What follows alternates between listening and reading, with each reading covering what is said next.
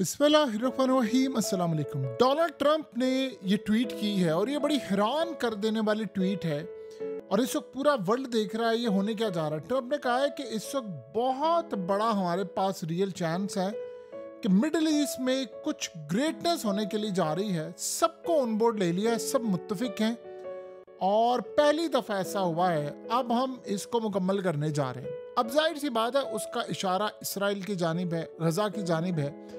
अब इमेजिन करें कि इस वक्त नेतन्याहू अमेरिका में है। आपको पता है उसने यूनाइटेड नेशन में पहले तकरीर की है और उस तकरीर के बाद अब वो इस वक्त अमेरिका में मौजूद है। उसकी थी मीटिंग्स बहुत ज़्यादा और इन मीटिंग्स के बाद उसकी मुलाकात होनी थी डोनाल्ड ट्रंप से।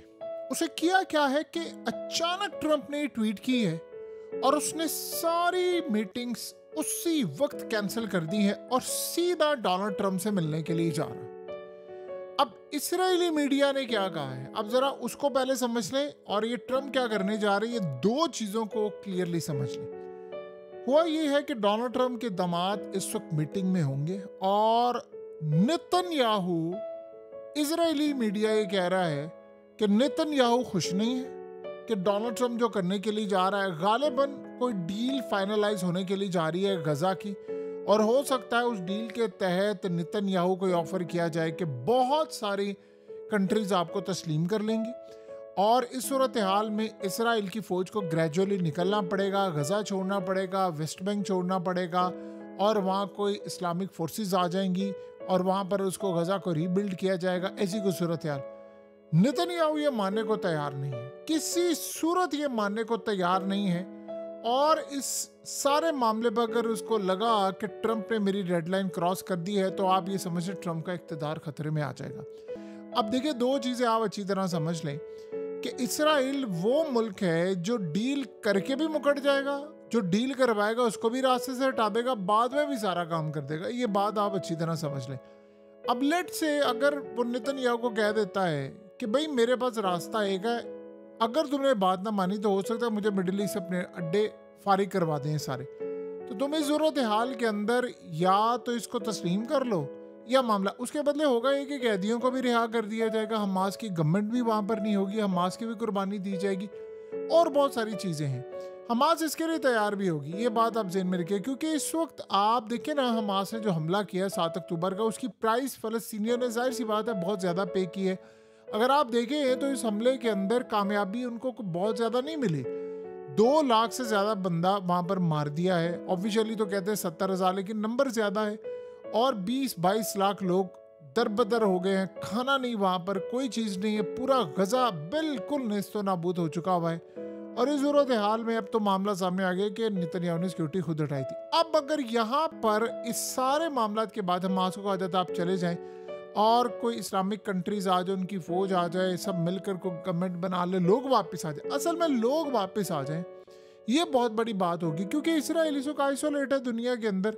आइसोलेशन से मुराद है पूरा वर्ल्ड इनके खिलाफ हुआ पड़ा है, लेकिन यूरोप और ये ममालिक भी कुछ इनके खिलाफ है, लेकिन असल में अंदर से इनके साथ। और नेतन्याहू ने जैसे अपनी तकरीर में कहा था, कहता है बहुत सारे ममालिक जो हमारी मुखालफत करते हैं अंदर कहते हैं हमारे साथ मिले हुए हैं और हमें ये कहते हैं कि आप बड़ा अच्छा काम करें। आप अंदाज़ा करें उसने इस लेवल पर आकर बात की है। अब ये मामला यहाँ पर अगर ट्रंप ने कह दिया कि नहीं ये डील फाइनलाइज होगी वरना तुम फारिग होगे, तो आप ये समझ रहे फिर नेतन्याहू ये समझेगा कि इसने डेडलाइन क्रॉस कर दी है और वो इसको तस्लीम नहीं करेगा। क्योंकि न्यूयॉर्क जाने से पहले या वाशिंगटन जाने से पहले उसने एक कमिटमेंट देनी होती है हमेशा से कि मैं जो बात करूंगा वो बात सबसे अहम होगी। अब जब वो आया अमेरिका के अंदर, तो अमेरिका में आने से पहले उसने एक बात बड़ी क्लियरली की है। उसने कहा कोई फ़लस्तीन की रियासत नहीं काबिल कबूल होगी, बस ख़त्म, ये जाए यहाँ से। तो अब आप ये सोचें कि अगर नेतन्याहू ने ये कह दिया है तो ट्रंप के साथ जो इस्लामिक वर्ल्ड की मीटिंग हुई उसने सब ये कहा कि नहीं हमें चाहिए। अब यहाँ कुछ खतरनाक होने वाला है और हो सकता है इससे भी ज़्यादा सरप्राइजिंग हो, या हो सकता है कि नेतन्याहू के साथ मीटिंग में ट्रंप वो प्लान ही बदल दे और ट्रंप कह दे कि अच्छा प्लान पहले कुछ और था, अब ये कुछ और है।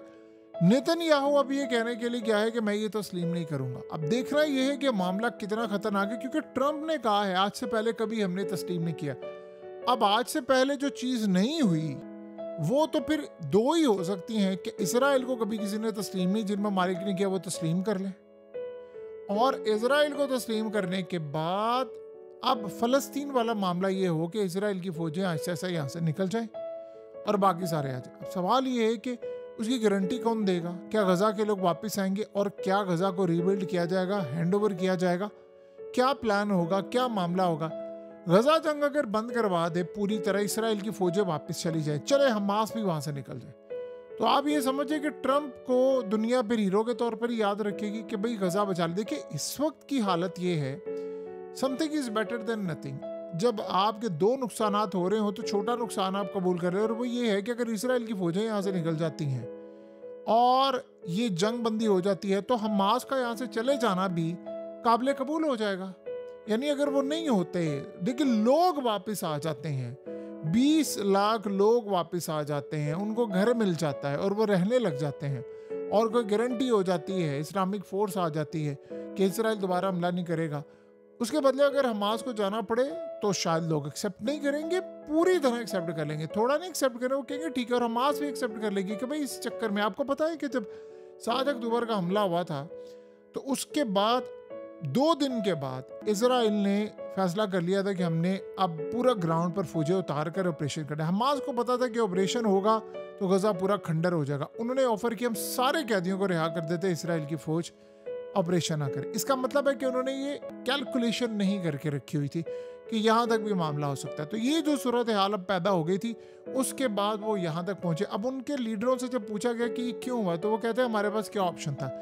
आप इसको इनकी मिसकैलकुलेशन कहें, ये मिसकैलकुलेशन थी, क्योंकि अगर उनको इतने नुकसान का पता होता तो वो शायद ही हमला ना करते। इसका मतलब है कि उनकी प्रॉपर कैलकुलेशन नहीं थी। ये तो हो गया एक मामला। अब अगली जो सूरत हाल है वो बड़ी खतरनाक होने के लिए जा रही है कि नेतन्याहू वो जाने से पहले कहता है कि हम गजा को खंडर करने जा रहे हैं। कतर के अमीर तकरीर करते हैं कि ये ग्रेटर इसराइल बनाने के लिए जा रहे हैं, उसमें सारे ममालिक को तबाह करना है। रशिया के फॉरेन मिनिस्टर ने जो तकरीर किया, उसने कहा कि पूरा मिडल ईस्ट उड़ाने जा रहे हैं। अब आप बताइए कि अगर जब ये सारा मामला हो रहा है तो क्या इसराइल इतनी आसानी के साथ ये गजा खंडर खुंडर करके सब कुछ हैंड ओवर कर दे और कह दे ठीक है तो तुम, अगर एक दफ़ा गजा एक खंडर हो गया, अब दोबारा जब रीबिल्ड होगा तो नए सिरे से होगा, तो नए सिरे से तो उन्होंने रीबिल्ड करना है। और इसराइल के फाइनेंस मिनिस्टर की बात सुने, जिसने ये बात कही थी कि ट्रम्प की हमारे साथ डील फाइनलाइज हुई है, कुछ हिस्सा गजा का उनको देंगे, बाकी सब कुछ हमारे पास रहेगा और ट्रम्प उसमें से अपना प्रॉफिट लेगा। ट्रम्प टावर बनाएगा, अपनी फैसिलिटीज़ कायम करेगा, अपनी चीज़ें कायम करेगा, रियल एस्टेट, ये सब कुछ डील हुई थी। अब आप बताएं कि सारी सूरत हाल में किस पर यकीन किया जाए? ट्रम्प पर तो यकीन किया ही नहीं जा सकता। यानी आप ये सोचे, कतर ने ट्रम्प को चौकीदारी के लिए रखा हुआ था, भाई तुमने मुल्क बचाना, और वो इसराइल के साथ मिलकर उसने अटैक करवा दिया। आप उस पर क्या भरोसा कर सकते हैं? अब एक तरफ तो ये मामला हो गया, अगला मामला इससे भी ज़्यादा खतरनाक है कि बाकी खित्ते के अंदर पाकिस्तान की जो डील हुई है सऊदी अरब के साथ, उसको देकर इसराइल भी परेशान है और उनको ये लग रहा हो सकता है ट्रम्प उसको ये बात भी कह दे कि अगर तुमने ना किया सारा ब्लॉक बन जाएगा। लेकिन अगर आप इस सारी सूरत हाल का जायजा लेंगे तो इसराइल इसको कबूल करने को तैयार नहीं कि मेरी फौजें वहाँ से निकल जाएं, गजा के लोग वापस आ जाएं, मैं वेस्ट बैंक को छोड़ दूँ, मैं ये कर दूँ, मैं वो कर दूँ। क्या इस सारी सूरत हाल में ऐसा भी हो सकता है कि गजा इसराइल को दे दिया जाए, बाकी क्या जी इसराइल ना ले? यानी ऐसी भी सूरत हाल है।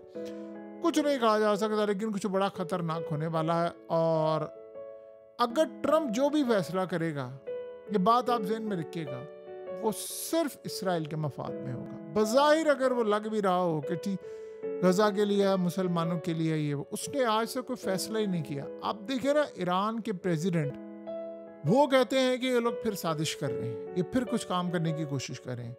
तो आप अंदाज़ा करें कि कैसे भरोसा किया जा सकता है अमेरिका पर, बाकी ताकतों पर। चाइना ने जब ये गजा का हमला हुआ था और ये सारा कुछ इसराइल ने बमबारी शुरू की थी, तो उसने बड़ी क्लियर बात की थी। उसने कहा था कि अगर कोई, इसराइल जिम्मेदार नहीं है, अमेरिका जिम्मेदार। आप अमेरिका के हाथ पकड़ ले, इसराइल कुछ भी नहीं कर सकता। और ये बात इसराइल को खटकी थी और हजम नहीं हुई थी। आज आप देख लें ना, पैट्रियट डिफेंस सिस्टम सारे का सारा उन्होंने यूक्रेन पहुंचा दिया है, तो वो रशिया के भी खिलाफ है, चाइना के भी खिलाफ है, पाकिस्तान के भी खिलाफ। इसराइल 2500 साल बाद यहाँ तक पहुंचा है। कैसे वो इतनी आसानी से सब कुछ हैंड ओवर कर देगा, वो भी तब जब वो जीत रहा हो, जब उसको लगे कि मैं सब कुछ तबाह करने के लिए जा रहा हूँ। वो भी जब उसको पता मैंने कतर पर भी हमला कर दिया, किसी ने रिटेलिएशन की नहीं, रिटेलिएट किया ही नहीं, मुझ पर अटैक ही नहीं किया, मुझ पर कुछ नहीं किया। तो अगर हम सारी सूरत हाल का जायज़ा लें तो आज रात बड़ी ख़तरनाक हो सकती है, और ये रात बड़ी अजीब है। इसमें कुछ फ़ैसला होने वाला है। फ़ैसला क्या होगा किसी को नहीं पता। और ट्रंप असल में अभी तक बेजार भी है बहुत सारी चीज़ों से, क्योंकि उसके ख़िलाफ़ अमरीकी अवाम के अंदर नफ़रत बढ़ती जा रही है, और अमरीका में जिन्होंने इनको वोट दिया था वो भी इसको पसंद नहीं करते।